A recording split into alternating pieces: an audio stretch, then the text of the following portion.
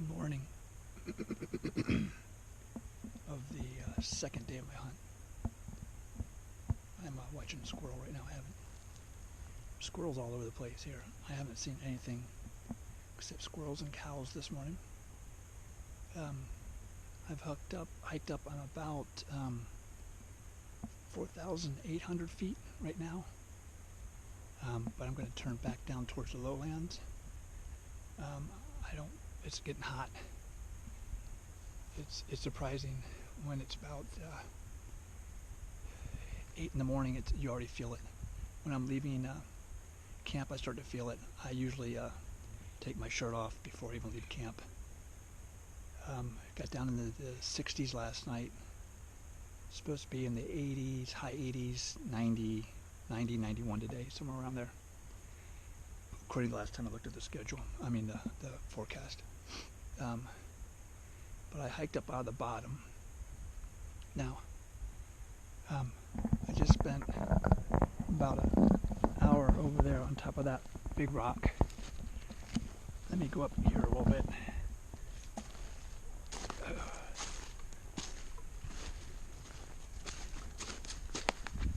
So I spent about an hour on top of that big rock there, calling for bear, and I must have picked up the wrong call when I was at the I just saw something funny over here. I gotta go and look at it. I must have picked up the wrong call because I got birds coming in, and matter of fact, I had about 5 or 6 hummingbirds that showed up when I was calling, and they appeared very agitated right above my head, but they're so fast moving I figured I couldn't catch them on camera. As you can tell, I'm in a section that was burned out a couple years ago, and up over there you can see just some beautiful country. It's not so easy with a GoPro. Just some beautiful country over there. I believe I've camped out on that. I believe that's, if my thought process is right, and I'm pretty sure up on the top of that hill you see in the distance where I camped in the past, and then hiked down over to where I'm camped now, but I found another way to come in where I get to hug the lowland. It's a bit of a climb still, but not as bad as it was. But just glancing over here, I just saw something, so I have to show you this because it's pretty darn unique. I didn't see this coming in or going out once I turned the camera on.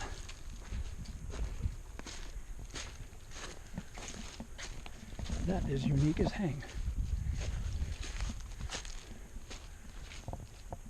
So I believe, as you can see,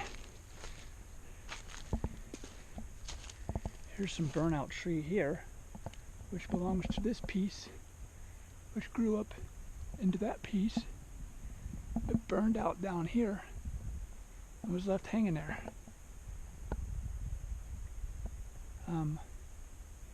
I think it was growing here.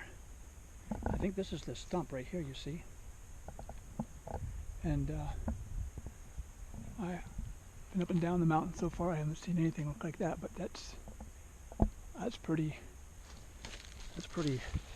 unusual and cool, but intriguing. While I was up here, though, I was perched up on that rock, like I said, and down in the valley below me, a large tree must have fell over because, boy, it crashed. It crashed really loud. Check the wind direction here. Yeah, I'm gonna head back down because the wind now, it was coming from the northeast, and now it's coming kind of from the southwest, I think it is. So as you can see by my wind indicator there, I want to go down and go that direction, go into the wind.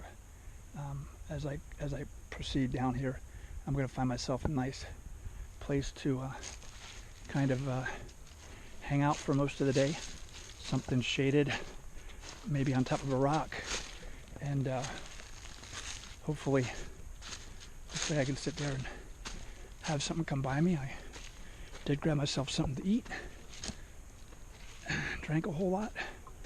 I have just over a gallon left with me right now. That should hold me back up until I get back to camp here. But this is supposed to be a well-marked trail on my map, but as you can see, as far as trails goes, it's heavily used by that big gully you see there, but it's not maintained at all, and it doesn't look like it's been used in a little while. I come across a little bit of trash here and there, and I've done that here on this trail too. Come across a little bit of trash, mostly shotgun shells, which I picked up and carried in. But I drink 2 drinks. I carry them with me.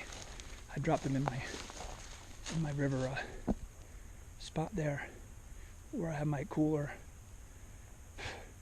my makeshift creek refrigerator. I dropped 5 cans of Wang Lao Ji. It's a Chinese tea. It's an herbal tea. It kind of supposed to fill you up full of vitamins and stuff that you sweat it out. Give you some sugar back in your system and get you going again. And then I have 1 can for celebration, and that's called Thai tea. And I like that stuff. It's kind of like, and honestly, it's kind of like liquid candy. So it's a unique flavor. If you haven't tried it, I suggest you try Thai tea. You can probably buy it at a Asian market near you.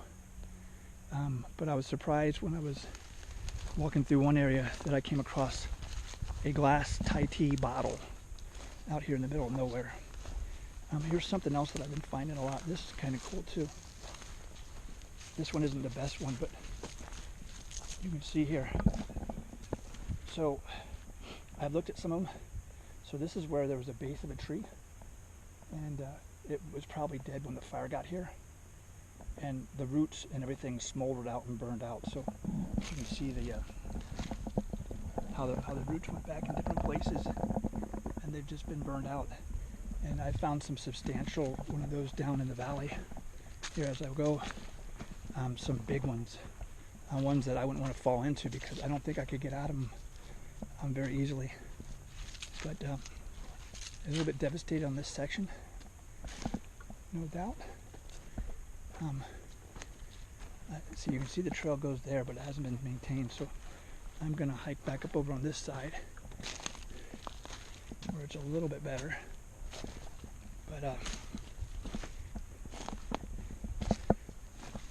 it's still got some time to hunt, because I just want to find myself a place now to kind of camp out through the heat of the day. Somewhere shaded, and then after I lose my shade here, which I eventually will, I plan on moving back down. Wait a minute, Vine. I plan on moving back down to the valley. So one of the things I got to do is I got to avoid cow patties in here too, and I got to look where I'm walking. It's a little bit different when you're carrying a camera. I don't know how much my backpack weighs, but it weighs a fair amount. Although I learned some lessons from yesterday hiking. I went home and I stripped some stuff I didn't want to take with me. Some stuff I figured I wouldn't use, and I'm thinking about hiking back in, right about into those rocks right there, where I can sit up and be comfortable, look down over the valley a little bit. But that's where I'm going to go right now. I'm going to go sit in one of those flat rocks and chill out. And believe it or not, I have a book with me that I'm going to sit and slowly, carefully read. And I say slowly and carefully because I want to turn the pages very, very cautiously, so that the flash or the white doesn't spook out any animals. But I also learned yesterday, I brought a little bit less food, a little bit more drink, and my boots. I bought a pair of boots and I practiced with them. But when I got here, when you walk, you want to stop, and you want to stop every once in a while, and you take your boots off and your socks, and you let everything dry out. And I knew that, and I've been doing that really religiously. I did go barefooting for a while. I wore the bottom of my feet out. They were hurting like hang yesterday. So I'm going to keep my boots on a little bit longer today. By the end of my hunting trip here, I'll be back to normal. But I also learned that these are newer boots, like I said, and I broke them in. And the thing, I kind of was tightening them too tight, and they're kind of canvasy, so that the folds were causing irritations on my legs, rub marks on my legs. So I gave up tying them tight. I'm just gonna keep them loose, but I'm really tickled pink. This is a good place to go over here. I'm going to be in the shade for a long time, be able to see down to the valley, and I'm looking forward to doing some more hunting here after I get off with you guys. So stay with me. We'll see what happens today. Day number 2. Scouts out.